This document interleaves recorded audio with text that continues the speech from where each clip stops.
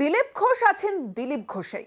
কমিশনের শোকজে জবাবদিহির পরেও বেলাগাম দিলীপ ঘোষ। এবার মুখ্যমন্ত্রীর দুর্ঘটনা নিয়ে কটাক্ষ বিজেপি প্রার্থীর। বর্ধমান দুর্গাপুরের বিজেপি প্রার্থীর মন্তব্যে ফের বিতর্ক তৈরি হয়েছে।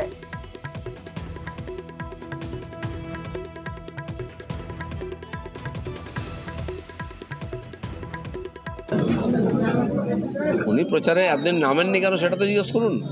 আর মাথার ওই স্টিকারটা কবে খুলবেন? ভোটের শেষ হওয়ার আগে না ভোটের পরে খুলবেন? এটাও বলে দিন।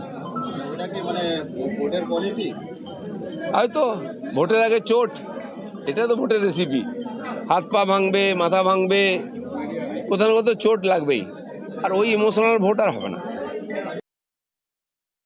সোনা দেওয়া গরুর দুধ খেয়ে ছোট থেকে বড় হয়েছেন, তার মস্তিষ্কে দুর্বলতা মারাত্মক এবং এটাই দিলীপ ঘোষের বৈশিষ্ট্য। তার কারণ ভারতীয় জনতা পার্টি দলটা একটা নারী বিদ্বেষী রাজনৈতিক দল, আর তারই ধারক বরং হচ্ছেন দিলীপ বাবু। এর আগেও তো তিনি বলেছেন, মানে বিজেপি দলটা কতটা নারী বিদ্বেষী এই কথার মধ্যে দিয়ে সেটাই প্রমাণ হয়। তাই সমস্ত মহিলারাও সিদ্ধান্ত নিয়েছে বিজেপিকে আর একটি ভোটও দেবেন।